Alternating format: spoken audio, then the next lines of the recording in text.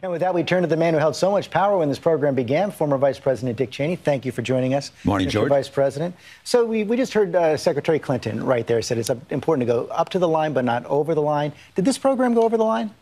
George, I wouldn't. It's been 5 years since I was involved in classified information, and I wouldn't want to discuss it, anything that I was involved in or that I had knowledge of in the past. That would be totally inappropriate for me. But can you say generally whether this program was valuable or not? Well, I can say that the capability of the United States government on a broad basis to collect intelligence that's important to the United States, saving lives, et cetera, it's nothing new without talking about specific details, which I'm not, or specific targets. It's something that we've been involved in for a long time. And I think the unfortunate aspect of it is that Mr. Snowden has, in fact, divulged a lot of information which is damaging to the United States. And once the information is revealed, are we at the point now where the program is creating more harm than benefit? I can't say that. Again, George, I've been out of the loop, so to speak. All I know is what I read in the newspapers and hear you guys talk about on Sunday. So I'm not current on the current status of the program. I was when I was in the White House and also when I was Secretary of Defense, a consumer of intelligence from all around the world. And it was important that we collect it, and it was important to the conduct of our policies. Bottom line, without revealing the details of the classified information, this was a valuable program?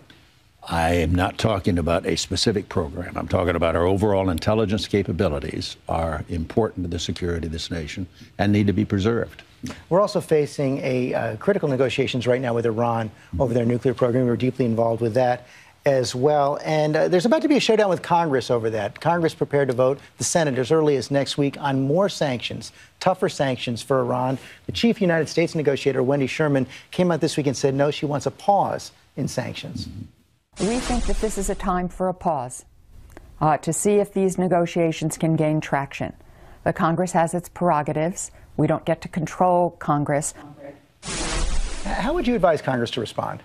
I think I don't have a lot of confidence in the administration to be able to negotiate an agreement. I think sanctions offer some prospect of bringing the Iranians around. I talked to my friends in that part of the region. I still know a lot of them, and they're very fearful that the whole Iranian exercise is going to go the same way as the Syrian exercise. That is, that there'll be bold talk from the administration, but in the final analysis, nothing effective will be done about the Iranian program. But right now, what we're seeing today, in fact, in Syria, is the chemical weapons are being cataloged. The inspectors are in there finding out and putting a stop to the program. Well, we'll see. I'm a skeptic, I think, like a lot of other people are. And I know that our friends in the region are worried. If you look at the piece, there's a front-page story in the New York Times today about how the administration has had a review of Mideast policy and is continuing to, quote, pivot to Asia and downsize the importance or the significance of that part of the world to U.S. policy. One of the things they're doing is backing away from the so-called democracy agenda that was propagated by President Bush and your administration, but you weren't, it seemed, a big fan of that. Do you think it's right to scale it back? Well, I think the U.S. presence in the Middle East was enormously important now for decades, going all the way back certainly before Desert Storm. I think that presence and that capability and that influence has been significantly diminished as we've withdrawn from the region. We've cut the number of forces we have in the region. I think our friends no longer count on us, no longer trust us, and our adversaries don't fear us. That was sort of the cornerstone and the basis of U.S. ability to influence. If we're not heavily involved there, if we've turned our back on the region, if we've had a president who believes we overreacted to the terrorism attacks on 9/11, I think the Saudis, the Emiratis, the Egyptians, many in that part of the world no longer have confidence in the United States. You've said that you advised President Bush to take out Syria's nuclear reactor. He didn't. Israel did. Did you think your administration should have taken military action against Iran's nuclear program? I thought it would be important if we took out the Syrian reactor, that it would send a very important signal to the Iranian program, that we'd drawn a red line. We'd said to North Korea, don't proliferate after their first test. They clearly proliferated, and we didn't do anything about it. And if we had taken out the Syrian reactor the way the Israelis did, and they wanted us to do it, we would have sent a clear signal about proliferation. We would have given substance and meaning to our diplomacy. The Iranians would have to look at that and say, these guys are serious about it. They mean business. And we'd be much more effective today negotiating with the Iranians if we'd taken out that Syrian reactor 7 years ago. Is military action against Iran inevitable? I have trouble seeing how we're going to achieve our objective short of that. And I doubt very much that the diplomacy will be effective if there is not the prospect that if diplomacy fails, that we will, in fact, resort to military force. Let's turn to politics. There's a lot of debate about what's going to take for the Republicans to win back the White House. And our latest poll at ABC News Washington Post shows how deep the hole is for the Republican Party. Worst numbers in a generation. One telling one I want to put up on the screen right now. Americans are asked, who's doing what's best for the country versus what's best for their own political interests? Only 20% believe Republicans doing what's best for the country, 52% for President Obama. The brand is at its lowest numbers ever in polling. Does that worry you? I know you didn't worry about your personal poll numbers, but for the party, does that worry you? And how should they fix it? Well, I think we've got a long way to go, obviously, to rebuild the party. I think it's very important that we bring in a new generation of leadership. I think after the presidential election last year, we got whipped. A lot of us thought we were going to pull it out, and that didn't happen. And we clearly need to spend time and effort on building the base, building the party, making it a full-time professional operation in terms of the RNC.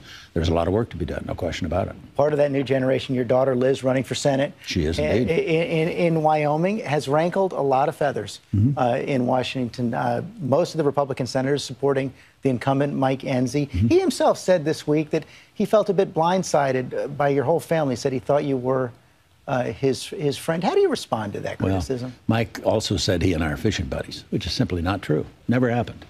The fact of the matter is, Washington's not going to elect the next senator from Wyoming. The people of Wyoming will elect that senator. Mike has a record, if you go back and review his finances, of getting about 84% of his campaign funds from Washington-based PACs. That's more than any senator of either party. He doesn't get much money from Wyoming. In the quarter just reported, Liz got 25% of her funds from Wyoming. He got 13% of his from Wyoming. She outraised him in the last quarter, over $1 million in the first quarter out there. So I think it's a great campaign. She's going full speed. She's going to win. And Washington isn't going to decide who's the next senator from Wyoming. Wyoming is far behind right now. It's just started. Broader, you've also said that your daughter and others represent this new generation, and one of the things they're going to do is energize the base. But is that really the problem the Republican Party has right now? The presidents you worked for were pretty successful in reaching out beyond the base, persuading people who weren't voting for Republicans to vote for them. Isn't that what the party has to do? We need to do it all. They can't say, well, we're going to write off that group or write off that segment. We've got to have first-class candidates. I think we're making progress. I think Reince Priebus is doing basically good work in terms of trying to change the rules, to move up the convention date, to shorten the primary time, and put in the field a full-time paid staff as the Obama people have over the years. So you see anybody out there who can bring back some Democrats and independents to the Republican Party? Oh, I think so. I'm not going to predict at this point or endorse anybody.